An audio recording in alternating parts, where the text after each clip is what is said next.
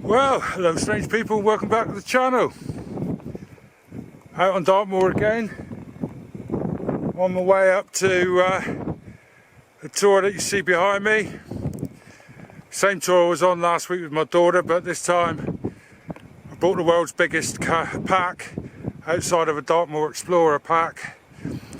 And going to camp up there for the night. It's All Hallows Eve. Halloween, Nos Galan Guav, call it what you want. It's going to be a spooky old night up there, and even more spooky, although he's buggered off around the corner at the moment, the Jinx is with me. So beautiful views from here. He's taking some photos. I don't know if he's doing a YouTube video, I don't think so, but he's taking photos of the tours behind me at the moment. And you're on Instagram, aren't you? I am indeed. He's on Instagram. I'll stick a link to his Instagram page below. You're not making a video today? No, just photos. Just photos today, so no video. He hasn't made a video from the last one we went out on together. I haven't put it out yet. Oh, sorry, he hasn't put it out yet. He has edited it. Right. Anyway, sun's going to be here, saving you from actually seeing him properly, but there he is up there taking photos. Catch you in a mo.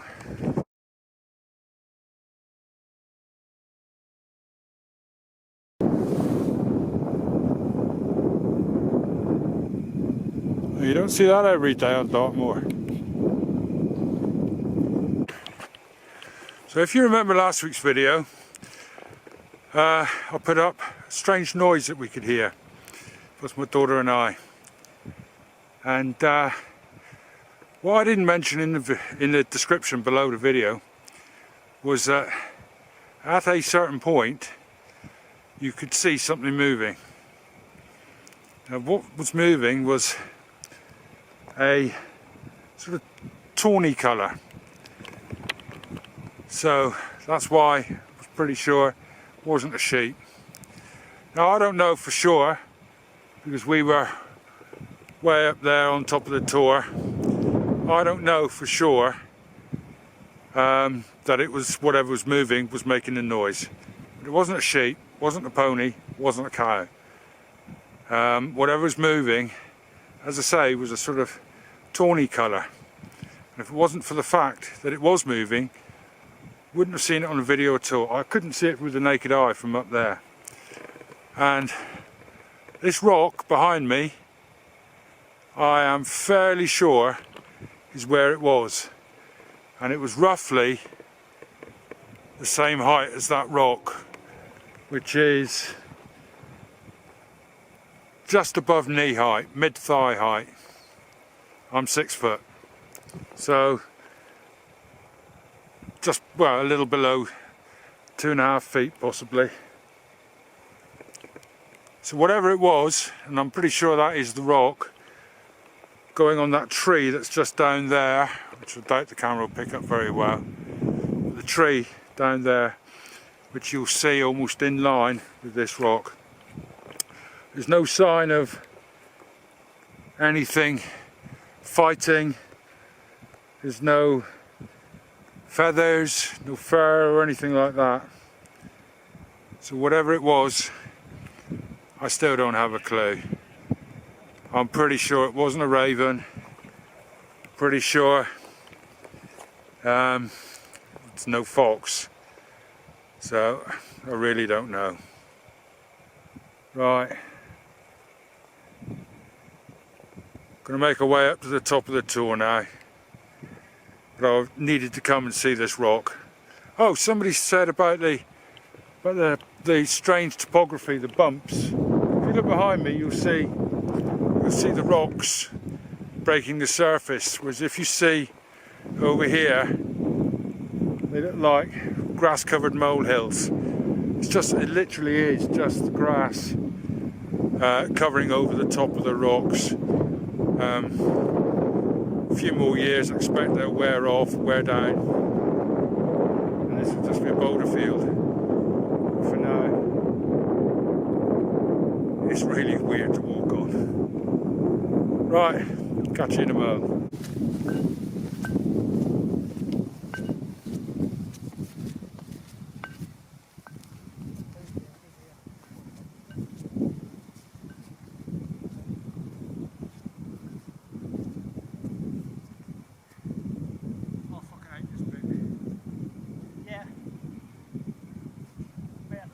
Was on bobbing.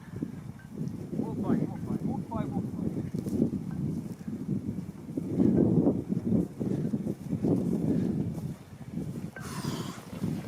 by. I hate this bit.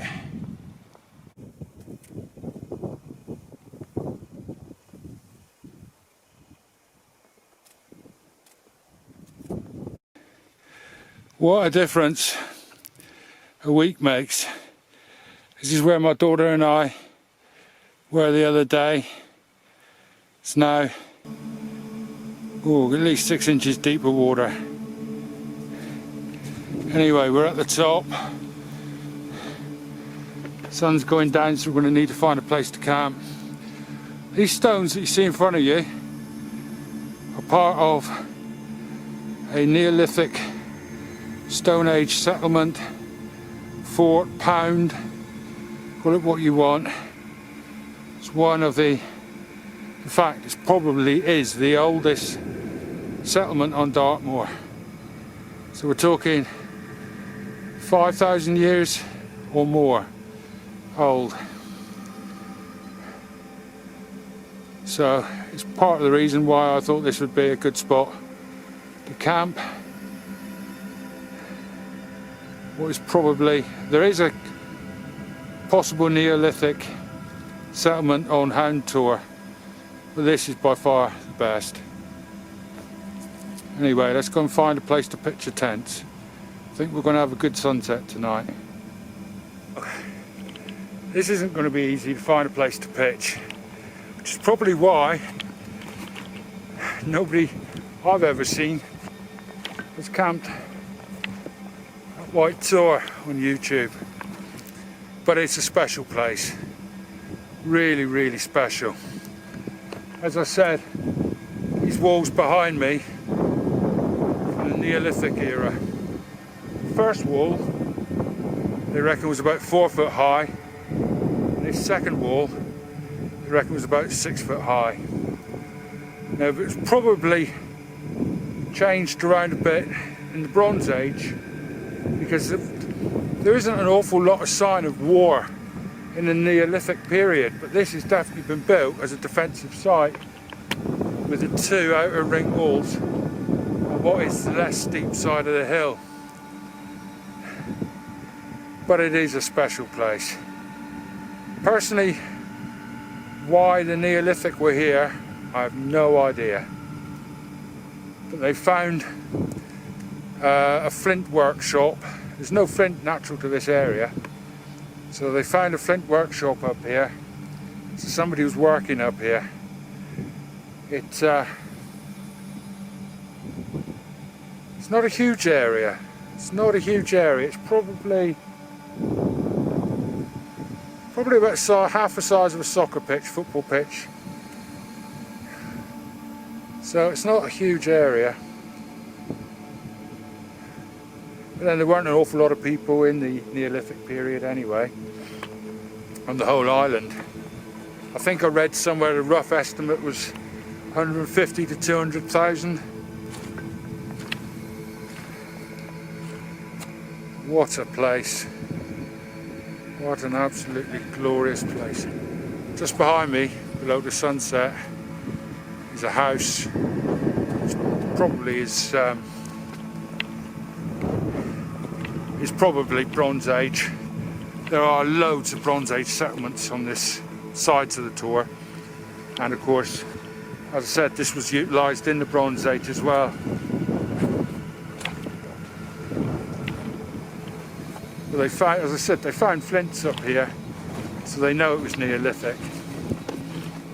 This is a cairn, this one's a cairn, whereas this one is what's left of a house.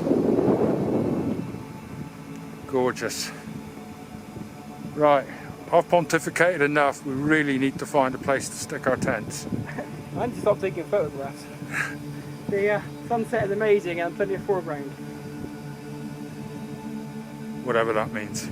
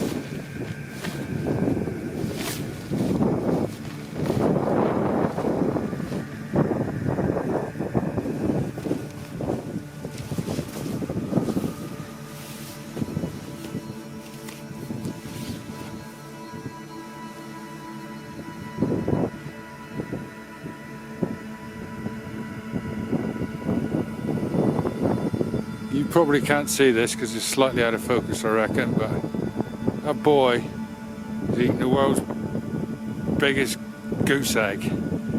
Oh, I mean, the goose that laid that must have had tears in her eyes. Proper cesarean. Right. Bring you back in a mo.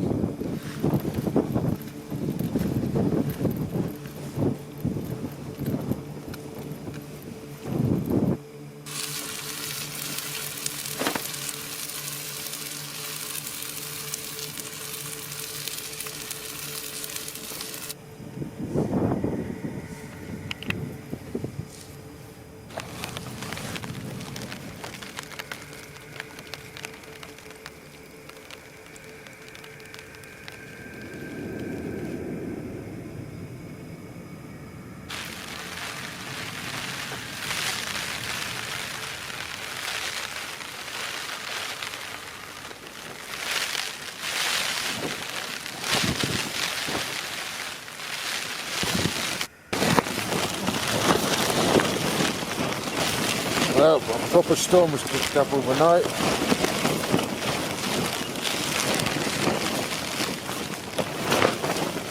It is blowing an absolutely hooligan out there.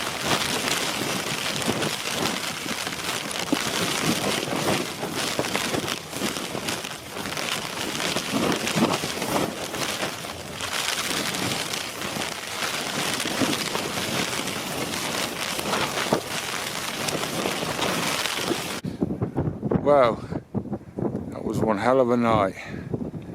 I'll not lie to you. If this will pick it up. That's a waterfall over there. Hell of a thing. And all the time I've ever been up here, that's the river in Tavy Cleeve. I've never seen that before. Not like that. But it gets better. Because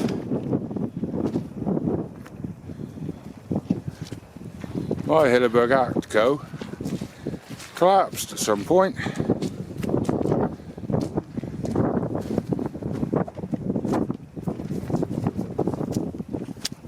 Tent pole snapped. Now, Ant says there was a reading. Him. I'll send you the shot. I'll send you the screenshot, Si.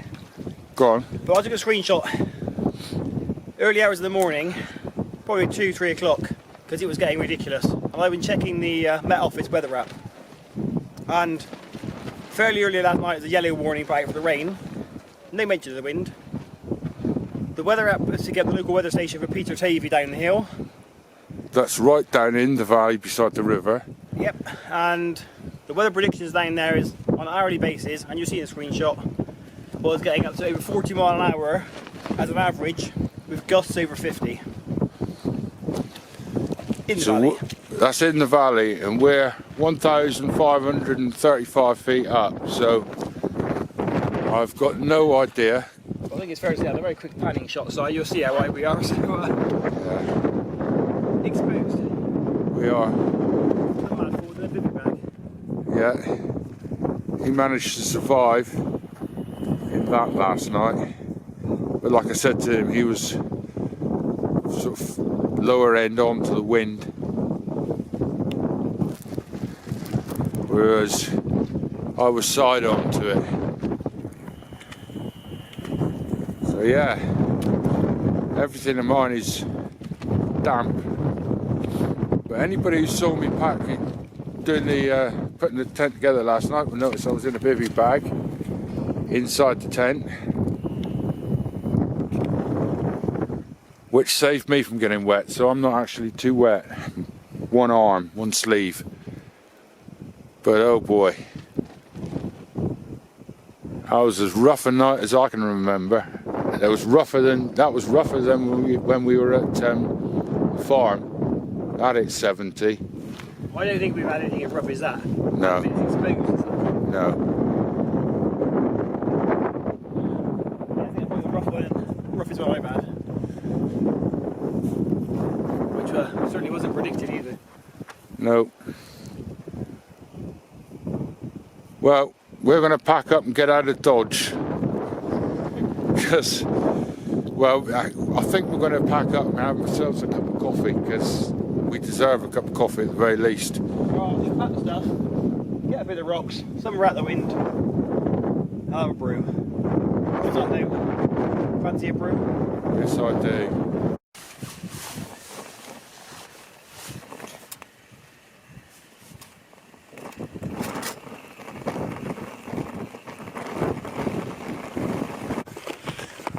Well, that was, for what was meant to be a nice simple camp, just the first camp of the year, just to get to know him again. That was intense. Intense. Or in a bivvy bag in his case. We've decided that his bivvy bag was much more aerodynamic and actually facing into the wind, so whereas mine was side onto the wind. It was an incredible, it wasn't forecast, but Ant tells me that he had a flash up of a yellow warning for rain, which we certainly had. A lot of rain. We had a lot of rain, and the wind wasn't forecast. It's started off calm again this morning at 7 o'clock when we decided to try and pack up, but it's come back again now. So, and the rain is on its way as well. So we've decided to have a quick brew and then get off Dodge. Get off White Tor. I've no idea why they call it White Tor. The stones on here are darker than any others. I was thinking about it last night. And I did wonder whether it comes from the Old English word for old, which is White Tor. It is actually called White Tor or Peter Tor as well. Old because of the rock fortress up here, possibly. I don't know. Clouds are really zipping by now. Right, I'll catch you in a mo. I'm going to have a brew.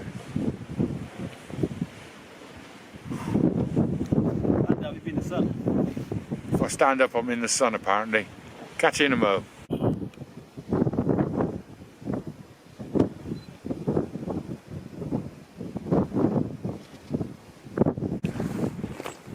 Right, well, our tea's drunk and we're all packed up, ready to rock and roll. I think I'm going to leave the video here because once we get around the back of these rocks here, once we get around the back of them, we're out in the wind again. My microphone won't pick me up at all talking, which is probably a bonus for you lot. But so I'll leave us here. Thanks to Ant for coming out last night. That was a heck of a night. I got eyes, I got Union Jacks, didn't get a lot of sleep.